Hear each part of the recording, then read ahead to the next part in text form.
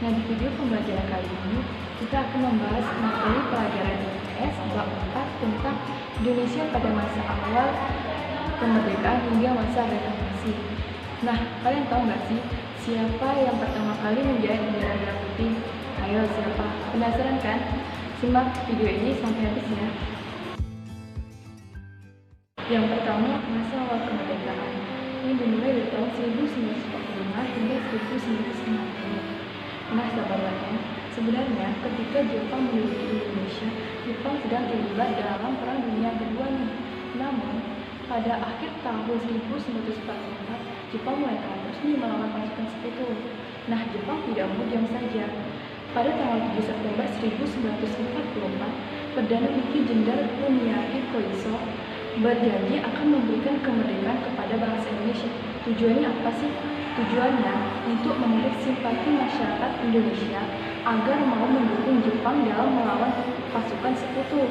Nah, dalam menepati janjinya, Jepang membentuk suatu badan yang bernama BPUPKI, Badan Penyelidik Usaha-Usaha Persiapan Kemerdekaan Indonesia, atau bahasa Jepang yaitu Dokuritsu Jumbi Chosakai, yang dibentuk pada tanggal 1 Maret 1945. Dalam menjalankan tugasnya, Jepang mengadakan dua sidang. Sidang pertama pada tanggal 29 Mei sampai 1 Juli 1945 yang membahas tentang rumusan dasar negara yaitu Pancasila. Pada sidang pertama ini diadakan di Gedung Chosamein atau yang kita kenal sekarang itu Gedung Pancasila.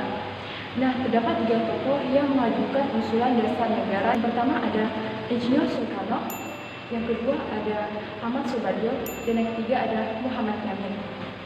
Nah, teman-teman, coba kalian perhatikan tulisan ini. Jangan lupa catat ya. Menurut kalian, usulan siapa yang paling disetujui? Ya, benar, usulan Insinyur Soekarno. Dikarenakan semua peserta sidang BPUPKI ini menyetujui usulan Insinyur Soekarno yaitu 5 sila Pancasila, maka setiap tanggal 1 Juli diperingati sebagai hari lahirnya Pancasila. Sedangkan sidang yang kedua dimulai dari tanggal 10 Juli hingga 17 Juli 1945.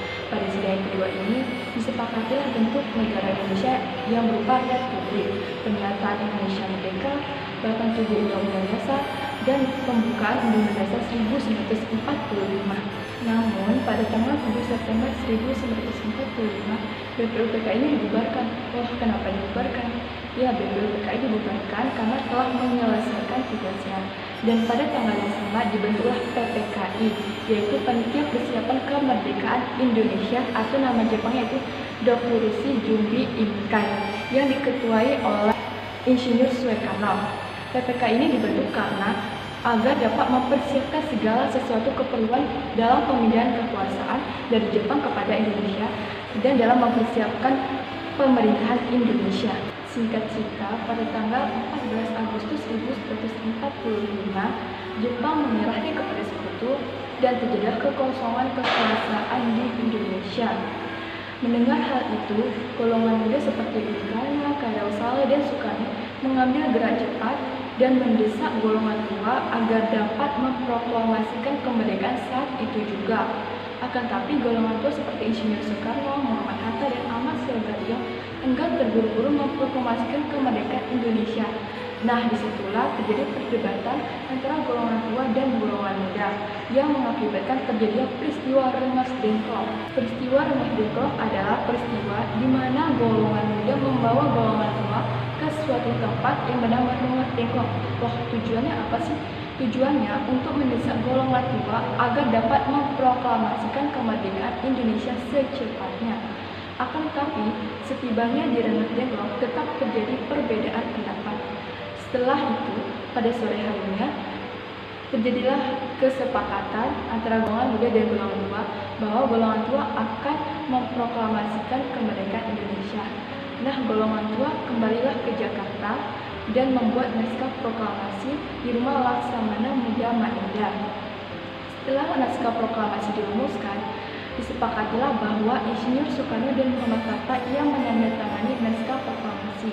Kemudian naskah proklamasi diketik oleh Sayuti Malik dan bendera merah putih pertama kalinya dijahit oleh istri Insinyur Soekarno yang bernama Fatmawati. Bagaimana diterima proklamasi? Itu diterima proklamasi tepat pada jam 10 waktu Indonesia Barat Di Jalan Penganggasan Timur, nomor 56 Jakarta, proklamasi dibacakan oleh Insinyur Soekarno dengan didampingi oleh Muhammad Hatta. Kedua, masa demokrasi parlementer terjadi pada tahun 1950 hingga 1959. Pada masa ini terjadi 2 kali pergantian Undang-Undang Dasar. Pada periode yang pertama, pergantian Undang-Undang Dasar 1945 berubah menjadi Konstitusi Republik Indonesia Serikat dalam rentang waktu 27 Desember 1949 hingga 17 Agustus 1950. Pada periode ini, sistem pemerintahannya berubah dari kesatuan menjadi serikat. Sedangkan periode yang kedua, pergantian Konstitusi RIS berubah menjadi Undang-Undang Dasar sementara 1950. Sedangkan sistem pemerintahannya menganut sistem pemerintahan parlementer atau liberalisme dan berubah menjadi kesatuan. Yang ketiga, sistem demokrasi terpimpin terdiri pada tahun 1959 hingga 1965. Sistem ini digunakan karena pada pelaksanaan demokrasi parlementer terjadi ketidakstabilan dalam pemerintahannya. Pada demokrasi terpimpin ini, dapat satu sistem pemerintahan yang semua keputusannya berpusat pada kepala daerah atau presiden. Masih demokrasi terpimpin ini dimulai sejak awal dikeluarkannya dekret presiden pada tanggal 5 Desember 1959. Dan politik pada demokrasi terpimpin ini terdapat politik luar negeri, contohnya Valdevo. Kesepakatan Valdevo dalam kerjasama Aldevo, konfrontasi Malaysia, pembebasan Irian Barat, dan gerakan non-blok.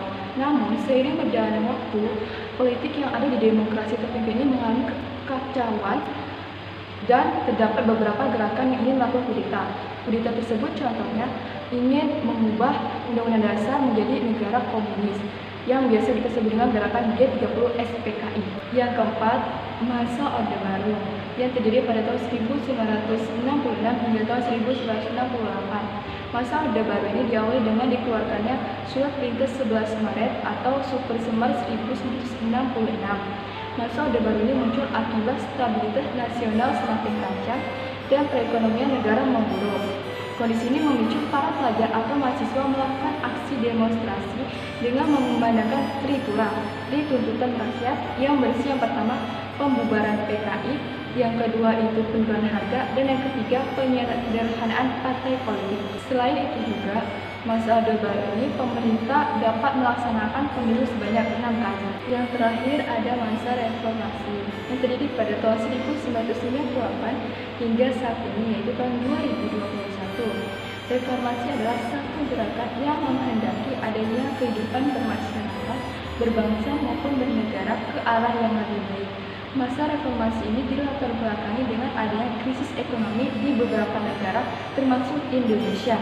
Juga terdapat praktik korupsi dan nepotisme yang kita kenal dengan KKN yang melanda Indonesia.